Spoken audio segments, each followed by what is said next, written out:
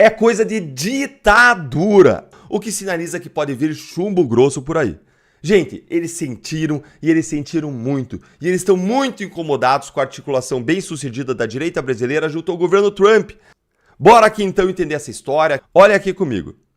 Eu não sei qual será o fim de Alexandre de Moraes, mas a história nos mostra que todo tirano termina preso, morto ou condenado pela própria consciência. Temos também Isabel Mega nessa conversa conosco, compartilhando inclusive os detalhes, essa decisão do ministro Alexandre de Moraes, que atendeu a esse pedido da Procuradoria-Geral da República. Quando a gente vai no detalhe, né, Isabel, da fundamentação do ministro Alexandre de Moraes ao tomar a decisão, ele recorre à memória dos atos de 8 de janeiro de 2023.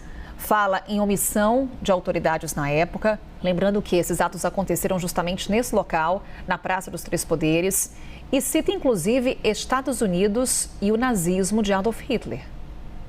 Cita a situação semelhante que pode ser vivida em termos de protestos que possam colocar algum tipo de risco ao patrimônio público e à segurança pública de cidades que recebem esses tipos de atos. Carol, boa tarde para você, boa tarde para quem está chegando agora aqui nesse plantão de sábado da CNN. Não sei se a gente tem um recorte para colocar na tela, Carol, desse ponto que você cita, em que ele faz uma referência, inclusive, a Adolf Hitler, né? É nesse ponto que o ministro Alexandre de Moraes, nessa decisão de ontem, que recebeu uma complementação também com esse perímetro determinado de 1 quilômetro para proibir qualquer tipo de acampamento nesse sentido, o ministro Alexandre de Moraes vai e cita o 8 de janeiro, essa espécie de fantasma que ficou aqui no imaginário da capital federal depois que a gente teve os atos de depredação do 8 de janeiro de 2023. Vou ler um trechinho aqui da decisão. No despacho do ministro Alexandre de Moraes, está entre as páginas 9 e 10, e ele vai falando o seguinte: a democracia brasileira foi gravemente atacada com a tentativa de golpe no dia 8 de janeiro de 2023, tendo um dos principais fatores a omissão de diversas autoridades públicas que permitiram os ilegais acampamentos golpistas em frente aos quartéis do Exército, em uma repetição da ignóbil política de apaziguamento, cujo fracasso foi amplamente demonstrado na tentativa de acordo do então, essa página aí, do então primeiro-ministro inglês, o Neville Chamberlain, como o nazismo de Adolf Hitler. É nesse ponto que ele junta tudo, Carol. Ele fala de 8 de janeiro, fala dos ataques à democracia brasileira, e nessa transição da página 9 para a página 10, como a gente está vendo agora, ele cita justamente que isso é uma espécie de repetição da ignóbil política de apaziguamento, cujo fracasso foi amplamente demonstrado na tentativa de acordo do então primeiro-ministro inglês Neville Chamberlain com o nazismo de Adolf Hitler. Em outros tornozeleira, restrição de horário, não pode falar com 2 de seus 5 filhos, não pode falar com diplomata, ou seja, o mundo não pode saber o que ocorre no Brasil, não pode usar a rede social. É prisão domiciliar. Tô mentindo, Chiquini? Na Coreia do Norte é exatamente assim, né? Se você quiser visitar a Coreia do Norte, você pode, mas você vai visitar escoltado e você não pode filmar com o seu celular o que você quiser. É exatamente dessa forma. Não precisa ir muito longe. Quem lembra da audiência de recebimento da denúncia do Felipe Martins? Essa decisão já existiu no caso do Felipe Martins. O ministro proibiu celulares dentro do tribunal para que Felipe Martins não fosse fotografado e filmado, lembra? Foi uma decisão também que alcançou terceiros, que alcançou a imprensa, mesma decisão. Mas olha só, isso é básico do básico. Para não voltar muito, voltemos à Constituição Federal de 1988, que diz exatamente isso. Individualização das condutas, das penas. A pena não passará da pessoa do ocupado. A responsabilidade não pode passar de uma pessoa para outra. Ou seja, eu não posso, por uma pessoa, criar obrigações a outras. A imprensa viu agora que aquilo que nós estávamos alertando aconteceu. Quem foi censurado foi a imprensa. A imprensa. Os veículos de comunicação foram censurados. Óbvio, a liberdade de imprensa foi censurada. Me fez lembrar do crime de abuso de autoridade. Para quem é da imprensa e estiver nos vendo, vai lembrar disso. Teve uma inovação da lei de abuso de autoridade em 2019, se eu não estou enganado, e o delegado não pode mais mostrar o preso para a imprensa. Lembra que tinha aquele cartaz atrás do delegado, né, atrás do preso, perdão, aquele cartaz com o símbolo da Polícia Civil, e o delegado colocava o preso no cartaz para a imprensa. Lembra disso? Não pode mais. Então o delegado não pode mais dar o preso para a imprensa filmar, para ver a imagem do preso. Só que o entendimento jurisprudencial é que se a imprensa conseguir filmar o preso, a imprensa foi ligeira, foi esperto. A imprensa tem a liberdade de imprensa. Então não é proibido que a imprensa consiga filmar. O que é proibido é que o delegado forneça o preso à imprensa, perfeito? Agora, a decisão foi muito além do que a jurisprudência já vinha caminhando. Agora a imprensa não pode fazer perguntas para o Bolsonaro. A imprensa não pode entrevistar o Bolsonaro. E se o Bolsonaro descumprir a medida e der a entrevista, a imprensa não pode postar a entrevista. Veja, Coreia do Norte. Se o Bolsonaro, por exemplo, ele quisesse dar entrevista, não, eu não vou respeitar essa decisão e eu vou dar entrevista. Não aconteceu. Mas e se ele fizesse isso? A decisão do Alexandre de Moraes é que a imprensa não poderia divulgar. Ou seja, a quem essa decisão está sendo aplicada? Olha o tamanho do alcance. Isso é uma censura prévia. Não teve nem naquele período militar. O que eu vou mostrar para você agora é inédito. Novo depoimento do Mauro Cid que ninguém ainda viu, ninguém ainda mostrou. Mauro Cid, respondendo minhas perguntas, acabou com a tal da trama golpista. Ele negou que tenha havido planejamento, negou que tenha existido trama golpista. Veja esse vídeo. Será o maior estouro do ano. Por isso que eu preciso que você curta e compartilhe. O Brasil precisa ver. Chega dessa farsa da trama golpista. A única prova da acusação, o tal do delator, acabou com a trama golpista. Está aqui um vídeo que provavelmente vão tentar esconder do Brasil. Mas eu vou mostrar para vocês agora. Assista até o final. Coronel Mauro Cid, o senhor se recorda das datas das reuniões? Não, senhor. Como eu falei, eu não me recordo a data que essas reuniões ocorreram. O senhor se recorda que horas exatamente ocorreu essa primeira reunião? Não, senhor, não me recordo. Período da manhã, período da tarde? Não me recordo. Coronel Cid, do seu depoimento, do seu interrogatório do Núcleo 1, Vossa Excelência disse que a minuta com considerandos trazia consequências de prisão de autoridades. Depois houve uma correção e ficaria só a prisão do ministro relator. Eu pergunto ao senhor, em algum momento das suas delações, o senhor fez referência que autoridades seriam mortas? Não, negativo. O senhor nunca fez referência a isso? Não. As informações do relatório final da Polícia Federal e da denúncia da PGR não partiram do senhor, de que autoridades, ministros da Suprema Corte, seriam mortos? Não. Efetivamente, Coronel Cid, houve ações de campo efetivas à consecução do golpe? Ou, pergunto ao senhor, o que houve foram essas reuniões que o senhor fez referência e não se recorda das datas? Eu pergunto se houve atos de execução em campo para a consecução. Réu colaborador, eu vou reformular a pergunta, porque não é o réu colaborador que analisa se o ato é executório, se o ato é preparatório, se o ato é consumativo. O senhor tem conhecimento de atos de campo para a realização do golpe? Desconheço. Com relação quando falamos em planejamento de golpe, que é isso que sai da sua boca, o senhor se refere a essas 4 reuniões da sua delação exclusivamente? Eu nunca relatei planejamento. O que eu relatei foram as reuniões que houveram com apresentações de documentos ao presidente da República. Perfeito. Pergunto, houve planejamento de golpe? Não, por favor, novamente, Não é o réu que deve responder se houve ou não planejamento de golpe. Ele acabou de dizer o que ele relatou e delatou. Próxima pergunta. Foi pedido para o senhor planejar atentado à democracia, algum golpe? Não, nunca recebi essa ordem. Aquilo que o senhor conhece enquanto força especial do que se dá de planejamento, o senhor visualizou algum ato daquilo que o senhor entende por planejamento de golpe? Eu não tenho acesso nem conhecimento do que pode ter sido feito. Do que está no relatório, seria uma ação muito incipiente para as forças especiais. Os forças especiais tiveram participação nisso ou a forma como estava aquela minuta não havia participação de força especial? A minuta ela não dava ordem para ninguém.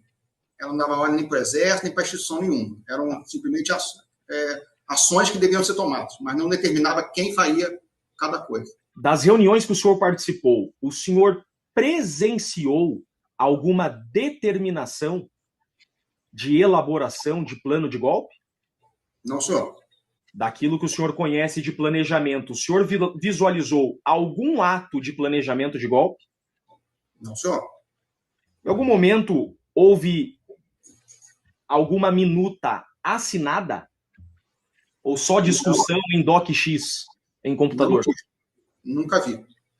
Nunca houve assinatura de documento? Não presenciei. Nunca viu. Ele respondeu que nunca viu. Já foi te mostrado alguma minuta enquanto o senhor estava prestando depoimentos na fase pré-processual? Te mostraram alguma minuta, além daquela do teu celular? Não, nenhuma. Nenhuma. Aquele documento que o senhor disse que viu no computador de Felipe Martins, o senhor viu durante a investigação aquele mesmo documento em algum momento? Não, nunca mais vi. Essa suposta minuta de golpe, né, ela chega a avançar a algum momento para operacionalizar materiais à consecução de eventual golpe? Por exemplo, discutiram sobre armamentos? Discutiram sobre o carro que seria usado? Colaborador, a pergunta é se o senhor sabe disso. Não se chega a. Se o senhor sabe, por favor. O senhor teve conhecimento sobre isso? Não, a minuta ele não dizia quem ia fazer o quê, só dizia que ia ser feito. Quem faria e como faria avançaram para essa discussão? Não, obviamente não. Nível presidencial. Não. Tá. Não chegaram a avançar. Quem faria e como faria? Eu não participava das reuniões do comandante de força. Não sei o que eles conversavam entre eles. No seu depoimento, foi perguntado pela autoridade policial ou pelo PGR, peço desculpa, não consigo reconhecer a voz, perguntaram exatamente assim: o senhor tem algum documento material contra Felipe Martins? E Vossa Excelência respondeu que não. Insisto nessa pergunta. O senhor confirma essa informação? Confirmo. Isso seria a minuta que a acusação faz referência. Eu pergunto, essa minuta encontrada no seu celular, que o relatório final da PF diz ser a minuta do golpe, essa é a minuta que o Felipe Martins teria, em tese, apresentado ao presidente Bolsonaro? Não, não é essa, não. O senhor viu, durante a sua colaboração, seja mostrado pela PF em algum documento, a minuta do dia 7 de dezembro? Não, senhor. Coronel Cid, do seu depoimento, do seu interrogatório do Núcleo 1, Vossa Excelência disse que a minuta, com considerandos, trazia consequências de prisão de autoridades. Depois houve uma correção e ficaria só a prisão do ministro relator. Eu pergunto ao senhor, em algum momento das suas delações, o senhor fez referência que autoridades seriam mortas? Não, negativo. Vocês viram bem isso? Cadê o golpe? Cadê a trama golpista? Por que não estão divulgando isso? Cadê a imprensa tradicional mostrando que não houve trama golpista da boca do delator? Isso que vocês ouviram agora é o delator. É a única prova da acusação que quer prender Bolsonaro, Felipe Martins, a 50 anos de prisão. Cadê Plano de golpe teve? Não. Cadê a minuta do golpe? Não tem. Houve trama golpista? Disse o delator que não. Agora, a cereja do bolo é isso aqui que eu vou mostrar pra vocês. Aí, pra acabar, em definitivo, pro Brasil parar de falar nessa farsa em trama golpista. Chega! Vamos mudar o filme. Chega desse assunto de trama golpista que ninguém aguenta mais, todo mundo já sabe essa farsa. Veja isso daqui. A minuta do golpe consta diretamente, ela foi apreendida na casa do então ministro Anderson Torres, mas também ela foi apreendida no celular do coronel Mauro Cid. Isso seria a minuta que a acusação faz referência. Eu pergunto, essa minuta encontrada no seu celular, que o relatório final da PF diz ser a minuta do golpe, essa é a minuta que o Felipe Martins teria, em tese, apresentado ao presidente Bolsonaro? Não, não é essa não. Não é essa não. Vocês viram isso? A PF falou que essa é a minuta que o Felipe Martins apresentou na reunião. A PF falou que essa é a minuta do golpe. A PGR falou que essa é a minuta do golpe.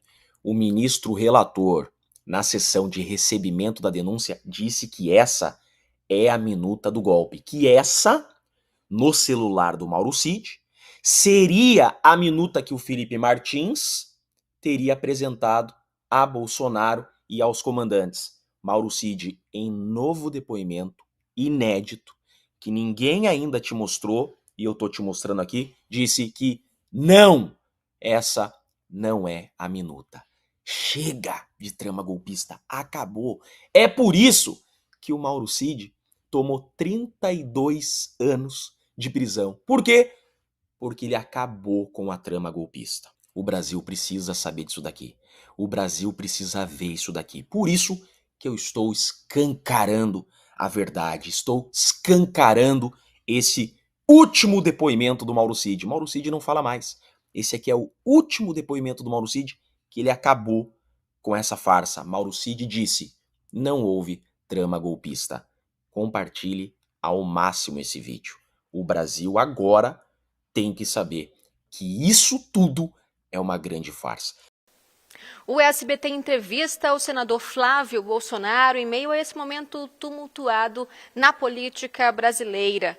Senador, muito obrigada pela entrevista ao SBT. E minha primeira questão é sobre suas férias, que foram interrompidas nesta semana. O senhor retornou ao Brasil com receio de que o seu pai pudesse ser preso? Bom, eu que agradeço a oportunidade de estar falando com vocês aqui no SBT.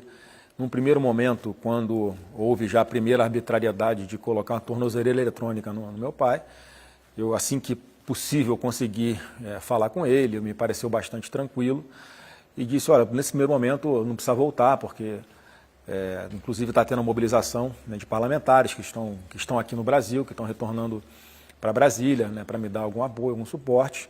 Mas, no segundo momento, quando eu vi outra decisão autoritária de Alexandre de Moraes, dando 24 horas para a defesa do presidente Bolsonaro se manifestar sobre o porquê ele teria descumprido uma decisão judicial dele, né, uma medida cautelar dele, e eu, sabendo, na minha interpretação, não havia tido nenhuma afronta à medida cautelar, eu me preocupei, porque estava, para mim, muito claro o cenário do que poderia acontecer com meu pai, e eu, obviamente, quero estar ao lado dele nos momentos bons, mas nos momentos ruins também, que é quando a gente vê quem é amigo que está do nosso lado.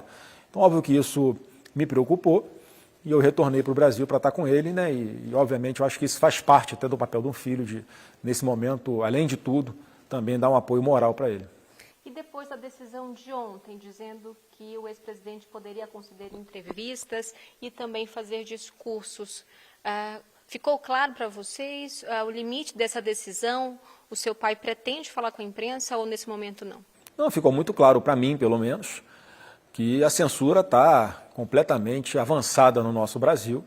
Não existe uma decisão que, mais uma vez, é contraditória, é mal escrita, dizendo que ele pode conceder entrevistas, mas ele não pode falar sobre o processo dele ou qualquer coisa que o Alexandre de Moraes interprete que o Bolsonaro, de alguma forma, está pressionando o Supremo com relação ao seu processo e, pior do que isso, quando ele, uma coisa que já é modus operandi do Alexandre de Moraes, ele estende as decisões do processo dele a pessoas que não estão no processo. Ou seja, ele já fez isso lá atrás, quando ele bloqueou a Rede X no meio da campanha eleitoral, onde todos os brasileiros ficaram inviabilizados de postar qualquer coisa, de fazer comentários nessa praça pública virtual. E ele fez isso agora com a Heloísa, a esposa do Eduardo Bolsonaro, uma clara represália, uma clara vingança, já que ela não faz parte do processo também. Mas ele entende que dessa forma está atingindo o Eduardo Bolsonaro. E agora, por último, com o presidente Bolsonaro, quando ele parece que vive em outro mundo e não percebe que hoje em dia a internet é um ambiente que milhões de pessoas estão ali conectadas, e um vídeo do presidente Bolsonaro saindo lá na Câmara dos Deputados, onde ele mostra a tornozeleira eletrônica dele, para manifestar, deixar pública a humilhação que ele está sofrendo, isso praticamente de forma instantânea e imediata vira um vídeo público. Quando vai para a internet, ninguém tem mais o controle das pessoas que vão ter acesso, quem vai replicar aquilo. E ele fundamenta na decisão dele que, em função do Eduardo Bolsonaro ter repostado esse vídeo que já era público nas suas redes sociais, ele cria essa narrativa, mais uma narrativa maluca, de que haveria um certo conluio do Bolsonaro com o seu filho Eduardo para fazer premeditadamente esta imagem, para que o Eduardo pudesse publicar isso na sua própria rede social, então na cabeça do Alexandre de Moraes, burlando essa ordem que ele tinha dado do presidente Bolsonaro não usar redes sociais. Ele entendeu que estaria usando de forma indireta. Então é uma decisão perigosíssima, inconstitucional no meu ponto de vista, mas infelizmente hoje o Brasil é comandado pelo Alexandre de Moraes e ele faz o que quer. Então a orientação dos advogados para o seu pai é de que ele não dê entrevista? Nesse primeiro momento, a orientação está sendo essa, até para que eles interpretem melhor, enfim, e possam orientar o presidente Bolsonaro para, caso ele volte a dar entrevista, quais são os riscos que ele está correndo e o que ele pode falar, o que ele não pode falar. Então veja que tem de fato uma censura no Brasil. E não há previsão também para quando isso pode ser reavaliado nesse momento? Não, por enquanto não. Então, assim, o Bolsonaro tem, ao longo de todo esse processo, colaborado com tudo, de forma espontânea, voluntária. Todos os depoimentos que ele fez e que vieram a público, é uma unanimidade, como ele fala com o coração, como ele fala com a verdade. E as pessoas vão vendo que ele está sendo alvo de uma perseguição implacável e não é de agora. Então, qualquer movimento que se faça, que o Alexandre de Moraes interprete como se ele estivesse descumprindo a sua medida cautelar, ele pode transformar numa preventiva e colocar o Bolsonaro na cadeia, que é o que ele quer fazer desde o início.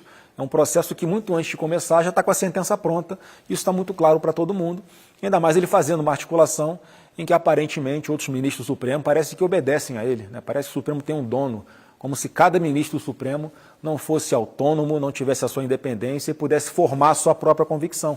Então parece que ficam lá prestando continência para ele e ele vai tocando o barco e deve cobrar dos seus pares, algo que eu imagino assim, olha, se eu já vim até aqui para fazer isso com o Bolsonaro, agora que eu estou quase conseguindo enterrar ele vivo, vocês não podem me abandonar, não podem largar minha mão. Eu acho que é essa que é a relação que acaba acontecendo ali internamente dentro do Supremo. E em relação ao impeachment, que o senhor, inclusive, também protocolou esse pedido de impeachment ao ministro Moraes, quero entender os fundamentos e quero entender também que a base do governo se posicionou sobre isso, dizendo que não iria prosseguir, esse pedido ele não teria sucesso ali dentro do Senado. Qual a sua avaliação? Bom, a base do governo Lula está aplaudindo o que o Alexandre de Moraes está fazendo porque é contra o adversário político deles. Se algum dia isso vier a mudar, eles tenho certeza que, dependendo de quem está na capa do processo, podem mudar de opinião. E esse foi mais um pedido de impeachment dos vários que tem lá no Senado Federal, que infelizmente, isso é uma culpa do Senado Federal, sequer apreciou até hoje qualquer pedido de impeachment do Alexandre de Moraes, que é o que eu defendo que o presidente Davi Alcolumbre faça, porque, mais uma vez, o Alexandre de Moraes deveria se declarar suspeito de estar participando desse julgamento do Bolsonaro, especificamente sobre esse novo processo que ele abriu para investigar o Eduardo Bolsonaro e o Jair Bolsonaro por causa das atuações que supostamente o Eduardo faz nos Estados Unidos, pleiteando inclusive sanções para Alexandre de Moraes. Então, se uma pessoa que em tese está sendo vítima dessa atuação do Eduardo, como é que ele pode não apenas participar, julgar esse processo, como ser o presidente dessa investigação, é o chefe que comanda, encaminha tudo, se faz diligência, se não faz, o que pode, o que não pode. Então, obviamente, ele tem um interesse pessoal nessa causa e ele jamais, se nós estivéssemos numa democracia, ele poderia participar desse julgamento. E a Lei 1079, que é a lei do impeachment, que fundamentou o meu pedido, é muito clara que um juiz que não se declara suspeito em um julgamento que ele obviamente é suspeito, a sanção para ele é o impeachment. E em relação ao apoiamento lá dentro do Senado? Bom, a gente sabe que ali tem um jogo de forças em que alguns parlamentares de forma explícita colocam a sua posição, como eu estou fazendo aqui agora. Tem muitos que não colocam publicamente a sua posição, mas o que eu defendo é que a gente possa finalmente apreciar um processo como esse, para que o plenário possa, em algum momento, votar e resolver. Se tivermos votos, o Alexandre de Moraes está cassado. Se não tivermos votos, o Alexandre de Moraes sai fortalecido. Mesmo ante todos esses absurdos que ele está cometendo, mesmo usando a caneta que o Estado lhe conferiu para ser um magistrado e ele passa a ser um perseguidor, ele vai continuar fazendo, sabe-se lá Deus com quem. Se hoje estão aplaudindo porque é contra o Bolsonaro, amanhã pode ser contra outra pessoa.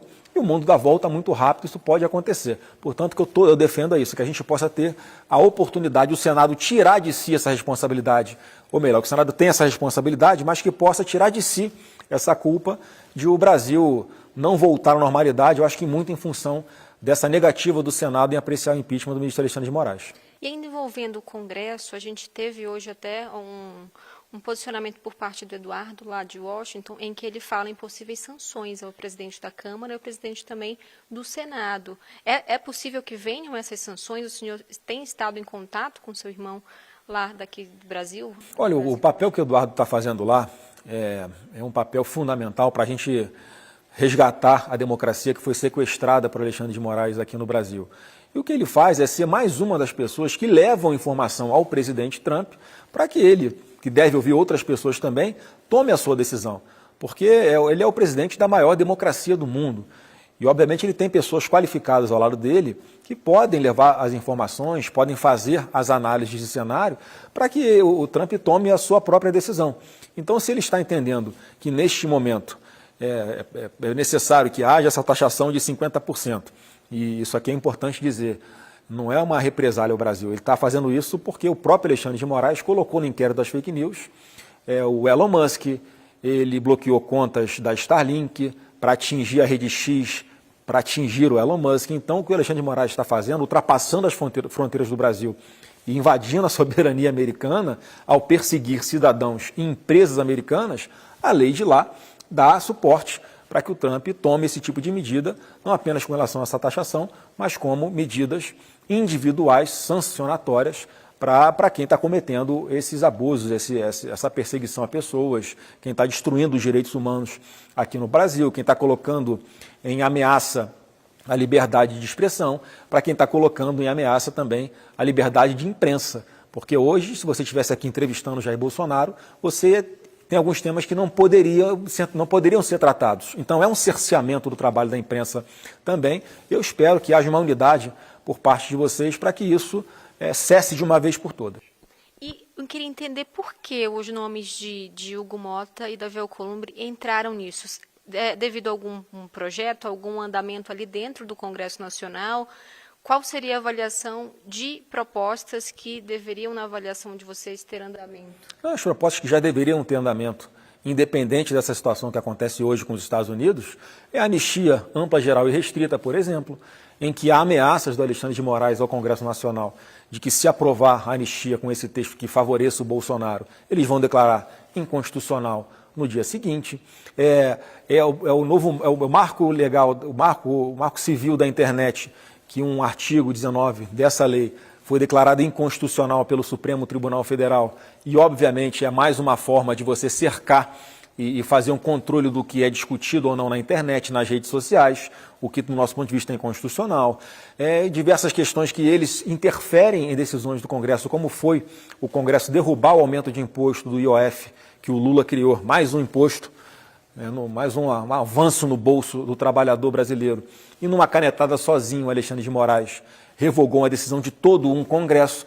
Então tem projetos também tramitando no Congresso que vão poder acabar com essa questão de uma decisão monocrática, de um juiz sozinho, simplesmente derrubar uma lei que foi aprovada por um Congresso inteiro. Tem a questão do foro por prerrogativas, que hoje fica no Supremo, mas que já há um entendimento hoje que ele pode ser deslocado para uma instância inferior, primeira instância ou tribunais de segunda instância. Então, uma série de medidas que hoje o Congresso fica imobilizado por essa ameaça que acontece por parte, em especial, do Alexandre de Moraes. E ainda falando sobre essa questão de tarifaço, uma comitiva está embarcando, na verdade começou hoje o embarque dos senadores a Washington. E por que o senhor não foi?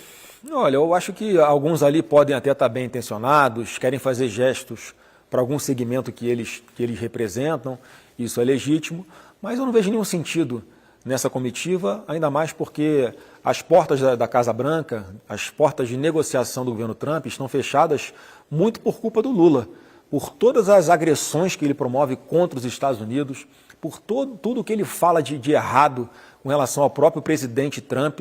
Ele está parecendo que não é mais um presidente de uma nação do tamanho da importância do Brasil, está parecendo um bêbado falando para as câmeras como se estivesse discutindo ali quem é que tem mais força, quem é que manda. Então essa irresponsabilidade do Lula que mantém as portas da Casa Branca fechada, e hoje quem está lá nos Estados Unidos fazendo, pelo menos tendo acesso e levando o nosso ponto de vista ao presidente Trump, é o Eduardo Bolsonaro. Então essa comitiva eu acho que dificilmente trará algum resultado prático para cá, até porque o Congresso lá nos Estados Unidos também está de recesso, está fechado, não tem senadores e deputados lá em Washington, porque é para onde eles estão indo.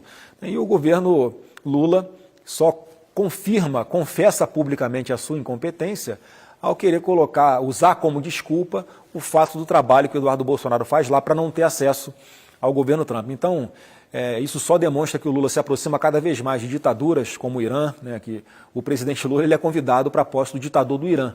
Mas na hora de ser recebido pelo presidente da maior democracia do mundo, as portas estão fechadas. Então isso diz muito sobre essa trágica estratégia e posicionamento do Brasil na sua política internacional.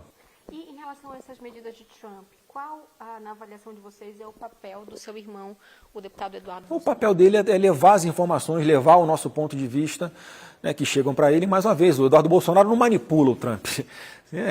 Chega a beira a infantilidade achar que o deputado pode simplesmente virar para o presidente Trump e falar o que ele tem que fazer ou não.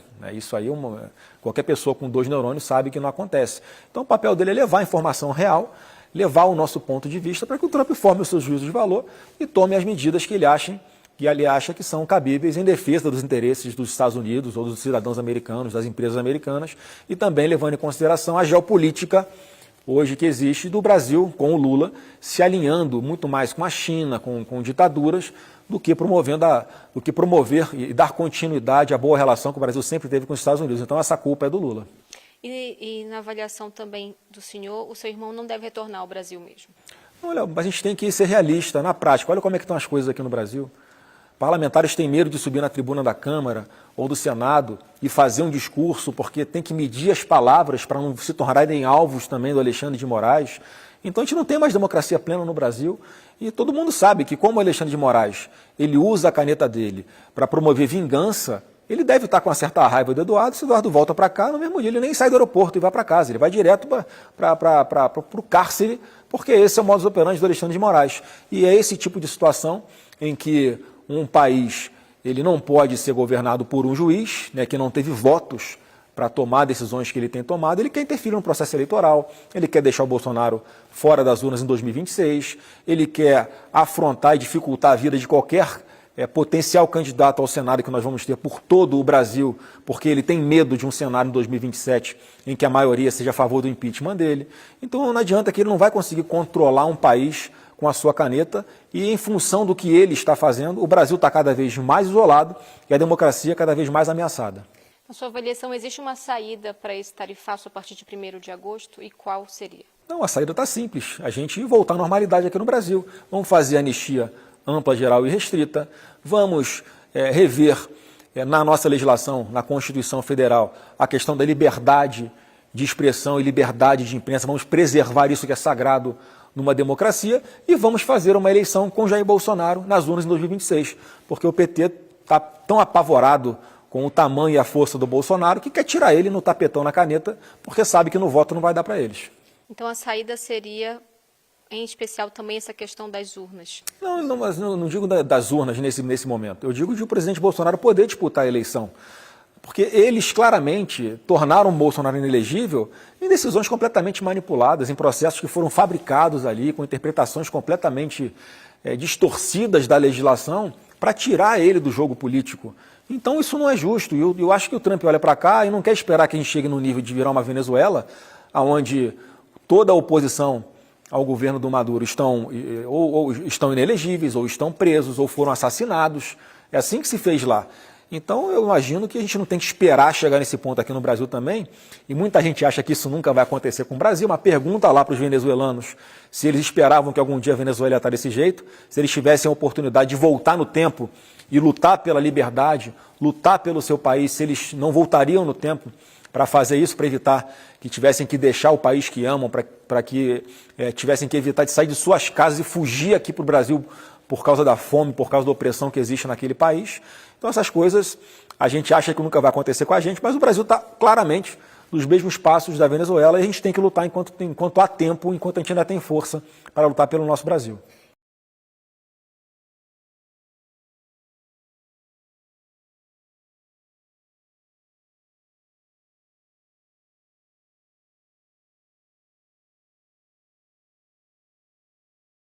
Não, isso não gerou, porque, mais uma vez, não é uma coisa que está no nosso controle. E ninguém está feliz com essa tarifa de 50%, e a gente não tem controle se ela vai passar para 110%, 150%, 200% em função dessa não atuação do governo Lula, dessa incapacidade dele de conseguir sentar para negociar.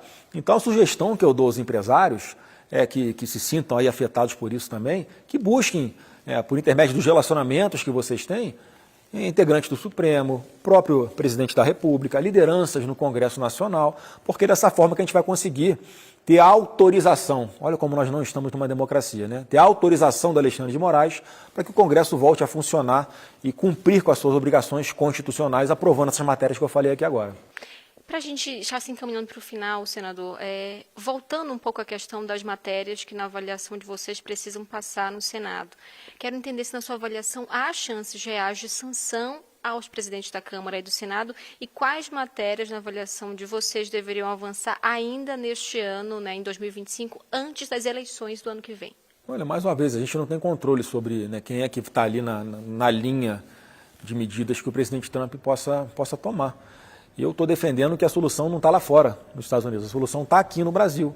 Então eu vou fazer o meu trabalho, a minha articulação, para que tanto o presidente Davi Alcolumbre quanto o presidente Hugo Mota tenham ali a autonomia resgatada para botar esses projetos em votação no plenário, o plenário é soberano, o plenário decida de uma maneira que não haja mais essas ameaças que existem de declarar as coisas que nós aprovamos inconstitucionais por alguma conveniência que a gente sabe que não tem amparo nenhum na lei, que não tem amparo nenhum na Constituição.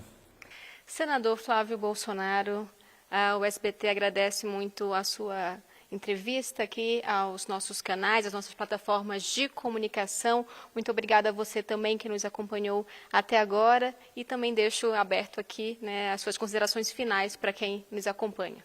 Eu quero agradecer a oportunidade, né, dizer a todos que nós não vamos desistir do nosso Brasil. Essa é a palavra final, custe o que custar, nós vamos lutar pela nossa liberdade e para resgatar a nossa democracia que foi sequestrada por Alexandre de Moraes. Na casa dele, em Brasília, Flávio Bolsonaro admitiu que interrompeu as férias no exterior por receio de que o pai, Jair Bolsonaro, fosse preso. Quando eu vi outra decisão autoritária de Alexandre de Moraes, dando 24 horas para a defesa do presidente Bolsonaro se manifestar sobre o porquê ele teria descumprido uma decisão judicial dele, né, uma medida cautelar dele, eu me preocupei, porque estava, para mim, muito claro o cenário do que poderia acontecer com meu pai. O senador questionou a atuação do ministro Alexandre de Moraes no julgamento que investiga o irmão, Eduardo Bolsonaro. O Alexandre de Moraes deveria se declarar suspeito de estar participando desse julgamento do Bolsonaro, especificamente sobre esse novo processo que ele abriu para investigar o Eduardo Bolsonaro e o Jair Bolsonaro, por causa das atuações que supostamente o Eduardo faz nos Estados Unidos, pleiteando inclusive sanções para Alexandre de Moraes. Então, se uma pessoa que em tese está sendo vítima dessa atuação do Eduardo, como é que ele pode não apenas participar, julgar esse processo, como ser o presidente dessa investigação? Flávio criticou também a postura dos demais ministros do Supremo, em especial aqueles que participam do julgamento da trama golpista. Parece que obedecem a ele, né? Parece que o Supremo tem um dono, como se cada ministro do Supremo não fosse autônomo, não tivesse a sua independência e pudesse formar a sua própria convicção. O senador disse que o deputado Eduardo Bolsonaro não pretende voltar ao Brasil e que, pelo menos por enquanto, o pai não vai dar novas entrevistas, seguindo a orientação dos advogados de defesa, com o receio de um possível descumprimento das medidas cautelares. O parlamentar comentou ainda sobre a viagem da comitiva suprapartidária de senadores a Washington para negociar com o governo norte-americano o tarifaço. Alguns ali podem até estar bem intencionados, querem fazer gestos para algum segmento que eles representam, isso é legítimo, mas eu não vejo nenhum sentido nessa comitiva, ainda mais porque as portas da Casa Branca, as portas de negociação do governo Trump estão fechadas muito por culpa do Lula. Flávio afirmou ser ingenuidade acreditar que o deputado Eduardo Bolsonaro teria a capacidade de manipular Trump e que o problema está na incapacidade do governo Lula em criar pontes com o governo norte-americano. A sugestão que eu dou aos empresários é que se sintam aí afetados por isso também, que busquem, por intermédio dos relacionamentos que vocês têm, integrantes do Supremo, próprio presidente da República, para que o Congresso volte a funcionar. Para o filho do ex-presidente, só existe uma saída para a crise diplomática entre Brasil e Estados Unidos. A gente voltar à normalidade aqui no Brasil. Vamos fazer anistia ampla, geral e restrita. Vamos rever na nossa legislação, na Constituição Federal, a questão da liberdade de expressão e liberdade de imprensa. Vamos preservar isso que é sagrado numa democracia e vamos fazer uma eleição com Jair Bolsonaro nas urnas em 2026.